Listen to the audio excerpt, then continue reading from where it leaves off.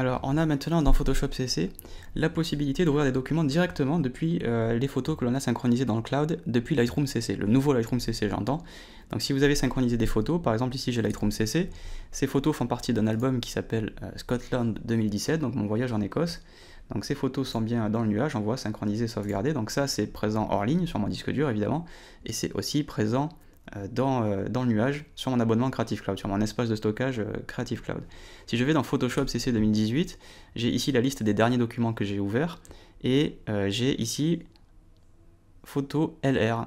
Et ça n'existait pas avant parce que si on clique là-dedans, on accède aux photos qui sont sur le cloud, donc en ligne. Alors ici c'est un peu... c'est un exemple qui est peut-être pas très bon parce que je vais aller chercher dans le cloud des photos que j'ai aussi sur mon disque dur, en ce moment même sur cette machine. Mais imaginez, vous travaillez, vous avez plein de photos synchronisées dans le cloud, certaines ne sont pas sur votre disque dur sur la machine que vous utilisez actuellement, par exemple sur votre portable quand vous êtes en déplacement, et je vais pouvoir ici accéder à mon album Scotland 2017 par exemple, et du coup je vais avoir les photos qui sont synchronisées dans le cloud.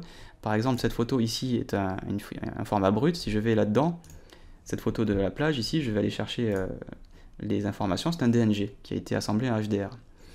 Donc c'est un fichier brut, si je vais dans Photoshop et que je l'importe, je vais double-cliquer pour l'importer, il va avoir l'intelligence de m'appeler Camera Raw, et il s'agit bien, alors le nom est un peu barbare puisqu'il a été créé automatiquement à l'interprétation, mais je retrouve bien mon DNG avec tous les réglages qui ont été faits depuis Lightroom.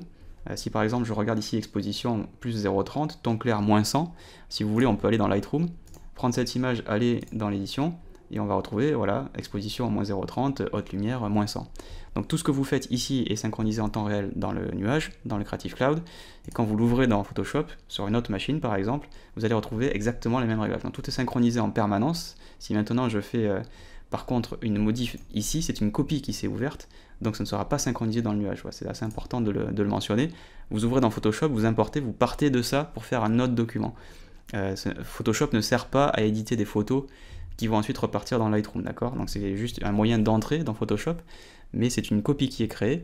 Par contre, tout ce que vous faites dans toutes les déclinaisons de Lightroom, et j'ai une autre vidéo qui en parle, évidemment tout sera synchronisé. Si vous faites une modif sur la tablette ou sur le téléphone, ce sera aussi affiché dans le bureau, et ce que vous faites sur le bureau est affiché sur la tablette ou sur votre téléphone. Par contre, on peut ouvrir des documents qui sont ici issus de Lightroom, mais c'est une copie, c'est juste la petite variation, et en même temps c'est très logique puisqu'on se sert de photos pour travailler d'autres documents dans Photoshop, par exemple faire des photomontages, évidemment, puisque c'est le but de Photoshop.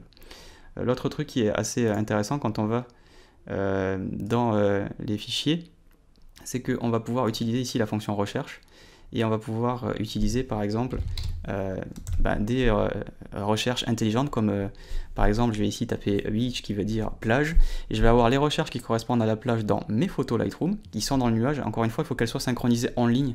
Adobe Sensei ne va pas pouvoir faire ça dans un catalogue local qui n'a pas été synchronisé. Il est obligé d'aller en ligne sur le serveur pour que la technologie côté serveur puisse fonctionner. Cette technologie fonctionne évidemment aussi avec Adobe Stock. Par exemple, je veux chercher toutes les photos macro que j'ai dans mon catalogue, mais aussi qui seraient dans Adobe Stock, et vous voyez qu'il a l'intelligence de trouver la profondeur de champ. Si je tape road sign, alors j'ai fait mes recherches en anglais ici, on va avoir, hop, on va appuyer sur entrée, on va avoir le panneau que l'on a vu dans ma photo en Écosse.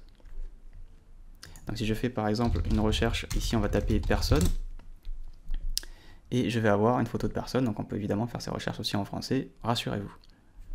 Donc il y a aussi des choses qui ne peuvent pas bien sortir, par exemple si je tape visage, moi j'ai eu des difficultés, voilà, dans mes photos, il y a des visages, donc je vais revenir, hop, en bas à gauche, à la bibliothèque, sauf que, voilà, avec un bonnet et avec un appareil photo devant, là quand même l'intelligence artificielle n'a pas vraiment pu faire mieux que ça, donc il n'a pas trouvé de visage dans mes photos, bien qu'il y en ait, mais au sens strict du terme, en fait, il n'y en a pas, puisqu'on ne peut pas le voir.